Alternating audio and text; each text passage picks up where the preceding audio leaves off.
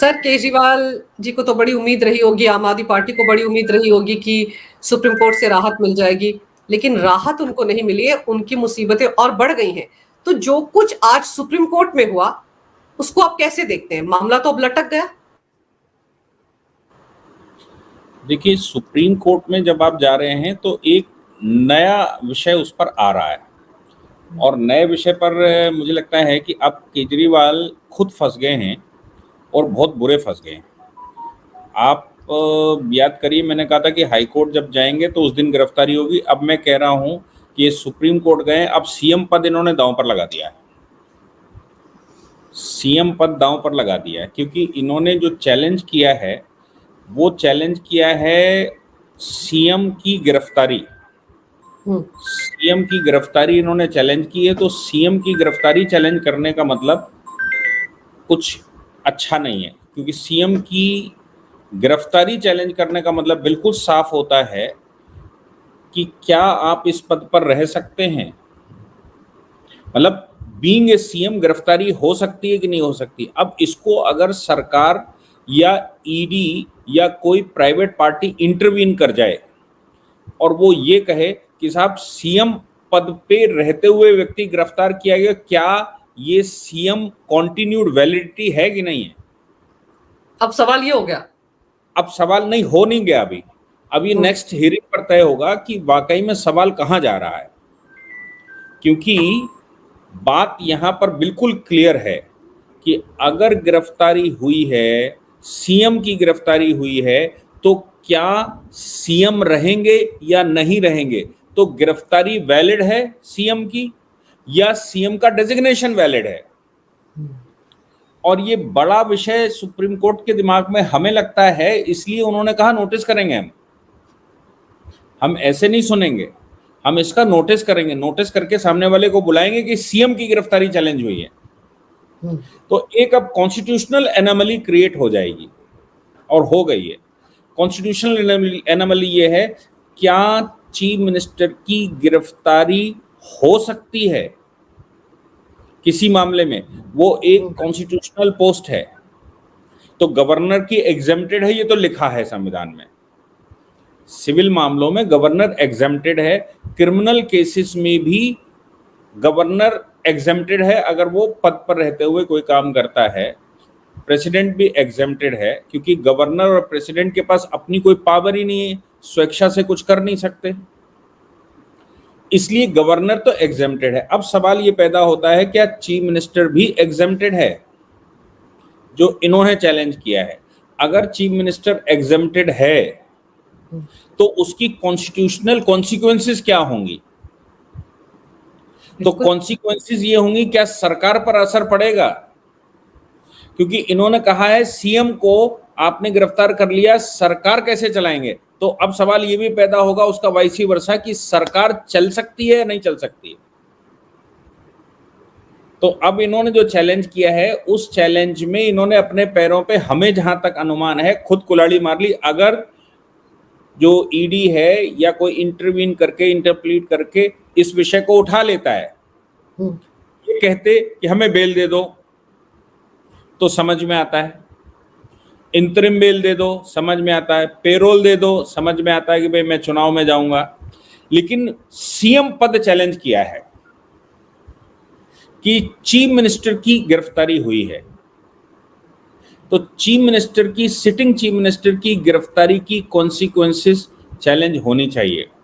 हालांकि मुझे लगता है अभिषेक मनु सिंघवी ऑनरेबल कोर्ट के जो मन रहा होगा उसको पढ़ लिए थे, इसलिए उन्होंने कहा नो नो नो मिलॉट, मैं चीफ मिनिस्टर की तरह बात नहीं कर रहा हूं। मैं इसलिए नहीं कह रहा हूं इसको सुनना चाहिए, वो चीफ मिनिस्टर को चैलेंज करना है। मैं इसलिए कह रहा हूं कि मेरे पास कुछ डॉक्यूमेंट है, उनको जरा ध्यान दीजिए।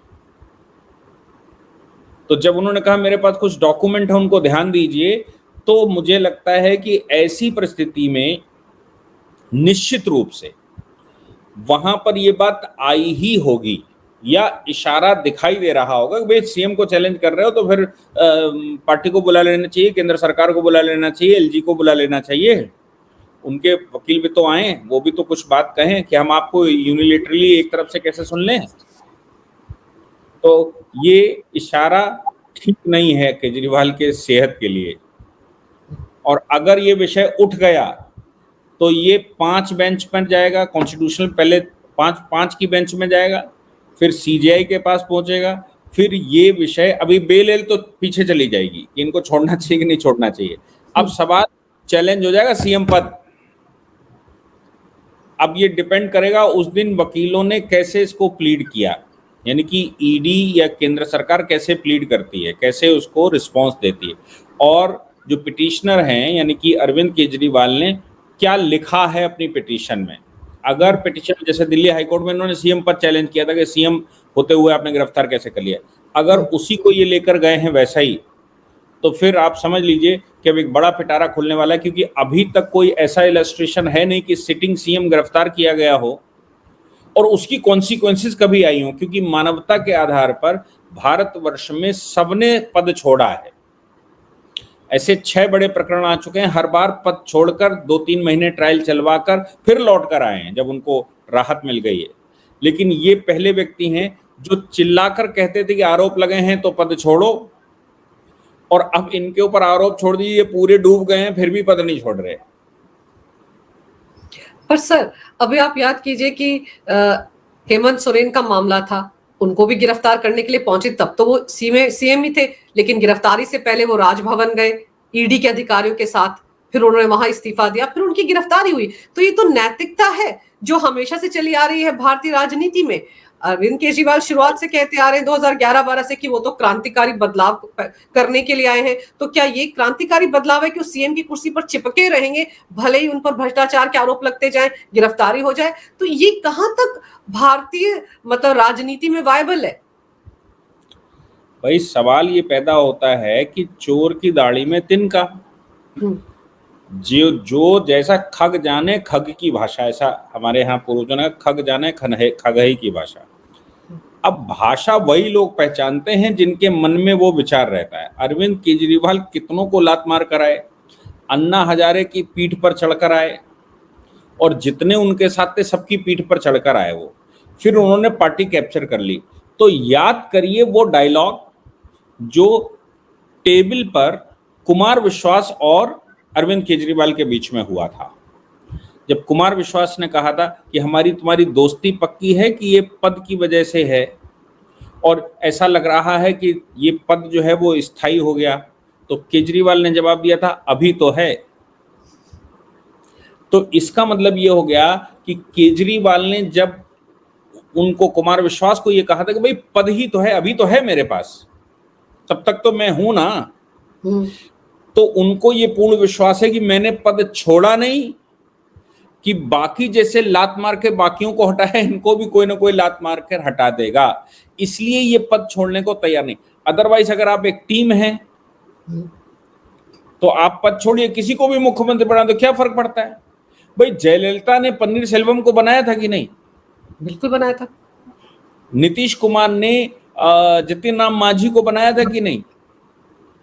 भाई आप टीम बनाइए ना, या अपनी पत्नी को ही बिठा दो, बन सकती है, 6 महीने तो चल ही सकता है, और आपके पास इतने विधायक, किसी को इस्तीफा दिलवाकर बाई इलेक्शन करवा दो साथ में, बिल्कुल, या कुछ और व्यवस्था कर लो, अपनी सीट छोड़ दो और बाई इलेक्शन करवा लो, ठीक है ना। और इनकी वो जिस सीट पर वो है वहां तो नई दिल्ली का जो क्षेत्र है वहां तो कोई काम भी नहीं करने को है कि भाई वहां घूमना पड़ेगा, वो तो केंद्र सरकार के अंडर में है, वहां तो केवल प्रतिनिधि हैं आप बस, बाकी आपके पास कोई काम नहीं है नई दिल्ली सीट पर। तो ये जो है वो पद छोड़ना ही नहीं चाहते, क्योंकि इनको ये पूर्ण रूप से विश्वास है कि जिस दिन पद छोड़ा उस दिन इनका काम खत्म हो जाएगा। बिल्कुल वैसे ही जैसे प्रशांत भूषण का, जोगिंदर यादव हो गए, कितने हो गए, वो लंबी फेहरिस्त है उनके मामलों में। इसलिए वो पद छोड़ना नहीं चाहते, क्योंकि उनको मोह बहुत है, और वो खिलाड़ी हैं तो मन में पूर्ण रूप से वो सब चालें दिमाग में आ रही होंगी कि कौन सी चाल चल सकती, जैसे मैं हटूंगा तो कौन सा चक्कर चलकर मेरे को परमानेंट स्थायी रूप से एड्रेस तिहाड़ जेल हो जाएगी, इसलिए नहीं छोड़ रहे। सर अभी कहा यह गया है कि ईडी को 24 अप्रैल तक जवाब देना है, और उसके बाद 27 अप्रैल तक अरविंद केजरीवाल के वकील भी जवाब रखेंगे। फिर 29 अप्रैल से जो हफ्ता शुरू होगा उसमें ये मामला लिस्ट किया जाएगा। तो एक तो जो तुरंत राहत चाहते थे अरविंद केजरीवाल, वो तो गई ठंडे बस्ते में। तो अब तो जैसे आप बता रहे मामला लटक गया। अब तो मुझे ऐसा लग रहा है कि महीनों महीने के लिए अरविंद केजरीवाल को तिहाड़ में रहने की आदत डालनी पड़ेगी। देखिए, त्वरित न्याय उसकी मामले में जरूरत है कि सवेरे फांसी लगने जा रही है कि भैया अगर ये ना आपने सुना तो जो कॉन्सिक्वेंसेस हैं वो अनरिपेयरेबल होंगी। तो इसमें कौन सी अनरिपेयरेबल इनको क्षति होने जा रही है कि भाई जेल में है, आराम से पड़े हो, अपनी जेल में हो, जिस राज्य के मुख्यमंत्री हो, जिस जेल के आप मुख्यमंत्री हो उसी जेल में बैठे हुए हैं। तो कौन सी आपको नई वो पड़ती जा रही। और जब आप खुद ही इस्तीफा अपने मन से नहीं दे रहे तो एक कानून की एक परिस्थिति बताई जाती है, कहते हैं हम एग्जेम्प्ट तो कर देंगे जो एग्जेम्प्टेड कंडीशनें हैं, लेकिन अगर वो परिस्थितियां तुमने स्वयं बनाई हैं तो एग्जेम्प्टेड नहीं हो। यहाँ तो ऐसा ही है। जो डिफेंस होती है ना कानून में क्रिमिनल की, क्रिमिनल लॉज में कहता है कि डिफेंस आपको है कि आप ऐसी परिस्थिति हो गई तो डिफेंस है, ऐसी परिस्थिति हो गई तो आपका दोष नहीं माने। लेकिन वो परिस्थिति अगर आपने क्रिएट की थी, जैसे किसी के आपने थप्पड़ मार दिया और थप्पड़ मारने के बाद उसने आपको थप्पड़ मार दिया, जब उसने थप्पड़ मारा तो आपने उसके चाकू मार दिया और कह रहे हो कि हीट ऑफ पैशन मार दिया हमने। वो सब हमें समझ नहीं आया क्योंकि इन्होंने थप्पड़ मार दिया। तो इस सिचुएशन किसने क्रिएट की? सिचुएशन तुमने थप्पड़ मारकर क्रिएट की थी, इसलिए उसकी वाली सिचुएशन का लाभ आपको नहीं मिल सकता कि भाई हीट ऑफ पैशन में आ गया कि उसने थप्पड़ मार दिया तो मेरा दिमाग आउट हो गया, तो मुझे समझ ही नहीं आया क्या करूं, इसलिए चाकू चल गया। जब परिस्थिति आपने बनाई थी तो अब वो अगर उसने मारा है तो उसने रिप्लाई किया है, इसलिए आपको उसका लाभ नहीं मिल सकता। यहां पर समझ लीजिए कि जो वो कह रहे हैं कि सीएम को गिरफ्तार कर लिया, तो भाई सीएम की गिरफ्तारी की परिस्थिति किसने बनाई? नौ सम्मति डिवाइड करके आपने बनाई। हाँ। फिर आप पद खुद नहीं छोड़ रहे हो। डेमोक्रेसी है, कोई राजा तो हो नहीं कि भाई राजा बने रहोगे, गिरफ्तारी कैसे हो जाएगी। डेमोक्रेसी है, आप छोड़ देते और कहते कि भाई मैं एडवाइस करता रहूंगा और सीएम का पद इनको जाता है क्योंकि दिल्ली नहीं रुकनी चाहिए, मैं भले अंदर चला जाऊं। तो आप अंदर चले गए, आप दिल्ली भी रोके पड़े और वहां से फर्जी पत्र इशू हो रहे हैं कि भाई दिल्ली रुकनी नहीं चाहिए, मैं जेल में रहूंगा लेकिन दिल्ली रुकनी नहीं चाहिए। कौन सी बात होती? भारतवर्ष में राष्ट्रपति भी जब बीमार हुए हैं और विदेश में गए हैं तो वो उपराष्ट्रपति को पद देकर गए हैं, पावर देकर गए हैं। हमारा राष्ट्रपति आज भी विदेश जाता है तो उपराष्ट्रपति के पास पावर होती है वहां, ठीक है ना। तो ये डेमोक्रेसी है, इसमें पद कोई स्थायी नहीं है। आप दूसरा काम ये कर सकते हो, अभी कुछ हुआ थोड़ी ना है, आप एक उप मुख्यमंत्री अपॉइंट कर दो, 2 ठो आतिशी और सौरभ भारद्वाज को उप मुख्यमंत्री बना दो और कहो भाई मुख्यमंत्री के सारे फंक्शन ये करेंगे, क्या बुराई है? आप कर सकते हो। लेकिन आपको मालूम है आतिशी को अगर उप मुख्यमंत्री बना दिया तो वो क्या करेगी? वो तो सब बैठे ही हैं। अब आप सोचिए, जिस आतिशी को ये कहा गया था, वो चिट्ठी दिखा रही थी कि एलजी के पास चले जाना, वो भी दिल्ली का भलाई चाहेंगे, बुरा नहीं चाहेंगे, वो आतिशी दिल्ली के एलजी के पास जा ही नहीं रही है, वो बुला रहा है बार बार। तो जब अरविंद केजरीवाल ने चिट्ठी लिख के तुमको कह दिया तो क्यों नहीं जा रही? बिल्कुल। इसका मतलब क्या है कि एलजी से मिलने की रास्ता ढूंढ रही थी वो, इसलिए उसने वो चिट्ठी दिखाई थी कि हम क्लेम कर लें। अब जब वो खेल खुल गया तो अब डर ये है कि एलजी से मिलने गई तो मतलब आम आदमी पार्टी इसको ही साफ कर देगी, तो वो अब जा ही नहीं रही है। वो चिट्ठी लिखकर बुला रहा है एलजी, फिर भी नहीं जा रही।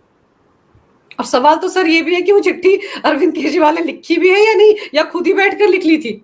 मैं क्या कह रहा हूं, वो अरविंद केजरीवाल की चिट्ठियां, वो तो हमने पहले एक शो करके बताया था ना कि वो अरविंद केजरीवाल कैसे लिख देंगे, जब ईडी कह रही वहां सीसीटीवी कैमरा लगा हुआ है, कोई चिट्ठी गई नहीं, कोई पत्री लिखी नहीं गई, कंप्यूटर इनके पास है नहीं, कागज इनके पास है नहीं, चली कहां से गई चिट्ठी? तो फिर हमने कहा था कि सौरभ भारद्वाज जेल में थे, वहां थे हाईकोर्ट में, इसलिए नहीं बोल पाए थे। कल देखना सौरभ भारद्वाज में, दूसरे दिन सौरभ भारद्वाज भी चिट्ठी लेकर चले आए, क्योंकि वो भी क्यों अपने को हल्का समझे, भाई आतिशी अकेले ही लूट लेंगी सारा माल।